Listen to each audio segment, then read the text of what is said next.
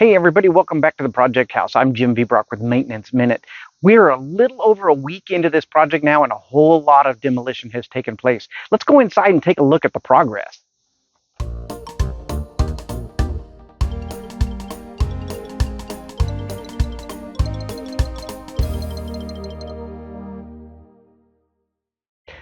Okay, now that we're back inside, we've been here a little over a week, and if you'll recall, this house was really pretty dirty when we came in here, and we had a flea infestation. So we got all of that taken out, and now we've got all of the drywall gone out of here. And a lot of people will ask me why we take these projects all the way down to the outer walls and all the way down to the studs. And I want to walk through this house today and show you the things that we found that will help you maybe understand why we do what we do. Not every house gets this way. Some of the houses we do are in pretty good shape and all they need is a good paint job, maybe a couple of cabinets here and there, and maybe carpet or new flooring, something like that. Not all of our projects get to be this extensive, but when we come to an old house, we want to take it all the way out to the studs so that we can find what other contractors have done over the many decades this house has been in existence. We think this house was built in the late 50s, 1950s, and it looks like it got a little bit of maybe a remodel or upgrade in the 1970s range. And we know that because of some of the products that we see that were being used. In the first video, I talked about some of the things that I thought we would find when we opened this up. So today I want to take you through and show you the things that we found when we opened it up, and then you'll understand why it's important that you actually open these all the way up. The first thing I want to talk with you about is this area right here.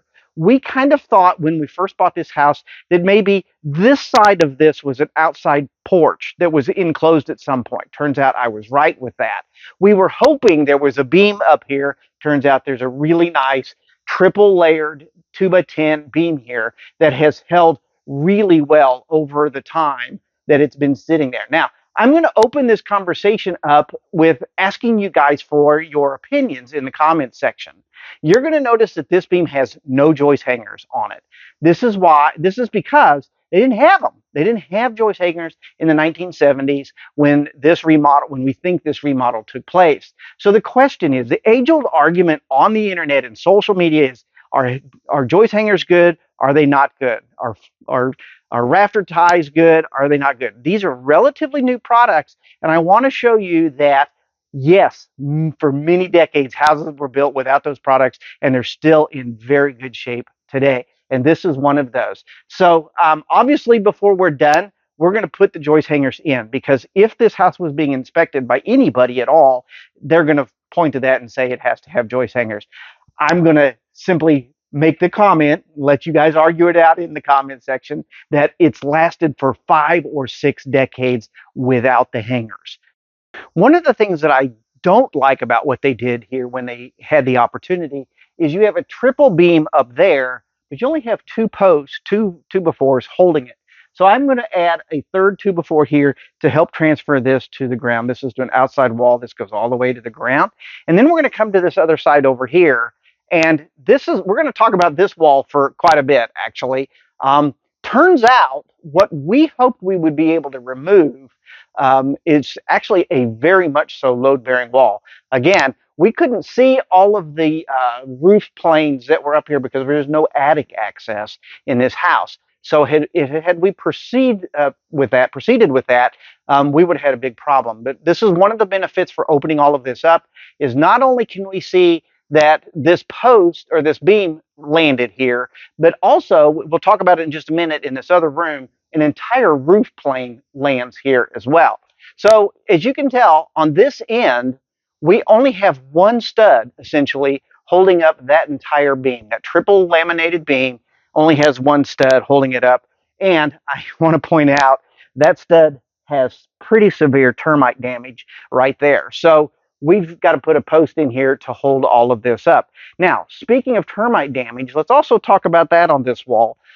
Again, this is very much so a load-bearing wall, and this stud here is just paper, completely paper. So there has been a pretty active termite infestation on this load-bearing wall sometime over the decades that this house has been in existence. We're not finding any live infestation right now, and there's evidence that the house was treated. I spoke about chloridane in a previous video. If you haven't seen that video, go to our playlist and watch it. But there used to be chemicals that worked really, really well that we just can't use today in our current EPA type environment. So let's now move over here and talk about another structural issue that we're going to have to fix. You know, working on houses like this is not for the faint of heart because it is a hard, hot, dirty job. When you start pulling ceilings down, you just can't believe all the dust and debris and the insulation that comes down. And if it's hot, it sticks to you. And it's just a miserable, miserable job. So a lot of you folks that are out there watching YouTube land or social media stuff about how to get rich in real estate, the realities of it is you're going to get hot, you're going to be dirty, and it's going to be really, really gross sometimes. Okay, so this room, we had some pretty radical changes in plan for it.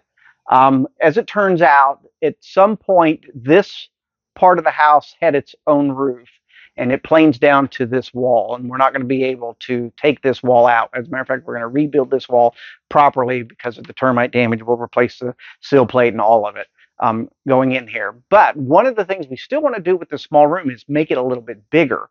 So what we're going to do is take the closet space from over there. We're going to move it to the other side of this wall here and make this about a 12 by 12 foot room. So it won't feel so cramped, but the vaulting that we wanted to do apparently is going to have to get scrapped. But that's one of the reasons why we open it up. Now I want to show you something. Come with me in here to the bathroom. This is one of the reasons why we open up these walls is because you find beautiful things like this. This is an abandoned electrical line. I'm guessing there was probably a wall heater here in the old bathroom at some point. These are unsafe, even though it's abandoned. You just don't want these things in your walls causing you issues. Now, one of the biggest reasons why I'm glad we opened this house up, we're about to spend tens of thousands of dollars on the remodel of this house. When we first bought this house, it had a pretty stout odor to it, which is now all gone away. The problem is if we hadn't done it, if all we did was paint these walls and give it a fresh smell over top of it, this house would have been plagued with odors. The reason being is right here. I'm going to show you this. This is the vent stack, the main vent stack for this house for your sewer gas, and it has come apart.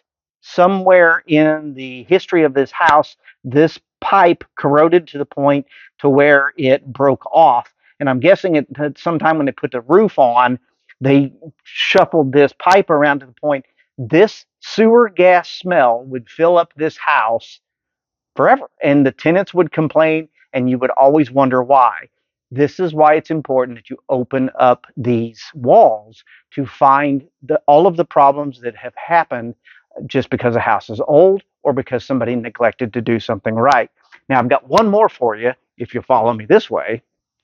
We're going to back up here into this hallway. Again, this is the part of the house where all of this weight is centralized in this house.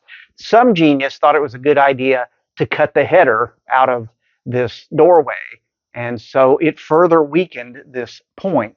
So we're going to have to fix that as well.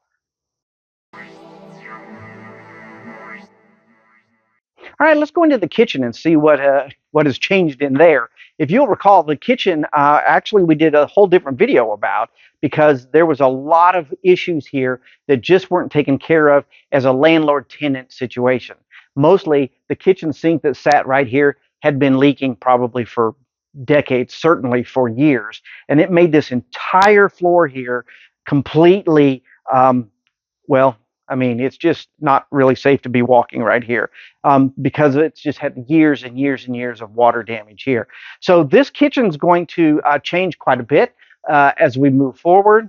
The other thing I want to talk to you about while I'm right here is we have an extra electrical box that was added somewhere in its time, and it was improperly installed. This box is not even grounded. So obviously we're going to update all of the wiring in the house. All of the plumbing comes out this week. All of the electrical comes out this week, and we'll start to build this back to modern codes and standards. And really about the only last thing I have to talk to you about is this space here. This is what appears to be a deck that they have enclosed probably when they did the remodel in the 1970s. What I want to point out is this board here, this black board. This is one of the reasons that I think this was done in the 70s. Today we use a chipboard, called OSB, and it's a plywood. It's about 7/16 inch thick. This is about a ½ inch thick fiber board, and we call it blackboard. I don't know why, other than it's black, but it was used a lot in the 1970s. So that's one of the clues that shows me, about what time, 70s, early 80s, that maybe this room addition was done on here. There's some things about this room addition we don't like. They got a flat roof above, and so the ceiling here is kind of pitched a little bit. We're going to take this off, and we're going to put the hip roof to match the rest of the house, because one of my pet peeves is a house that looks like it's been added onto. So we're going to take that away and make it look like this was part of this house when it was originally built. There's a couple of structural things that we talked about in an earlier video, where we're going to do a whole video about having to stabilize this room from underneath. We have a lot of videos that we're going to show you that other channels won't. Most of the time, they'll just cut to the finished project and you have no idea how they fixed what they did. We're actually going to show you as we fix these things step by step in upcoming videos. If you want to see those, go to the channel, like it, subscribe, and hit that notification bell so that you know when we release these videos. We're going to try to do one a week, but it may vary just a little bit. So hit that notification bell so that you know when it's going to happen. I'm Jim V. Brock from Maintenance Minute. Thank you for watching today's video. Are you interested in woodworking or home repair? If so, please look at maintenanceminute.net. Hi, I'm Jim V. Brock, and I'm the host of Maintenance Minute. From my website, you can watch videos on how to build a variety of arts and crafts projects, full-on woodworking builds, and home repair and remodeling tips, too. We recently added an archive section where you can see over 40 years of projects that I have built. Please take a moment and visit maintenanceminute.net.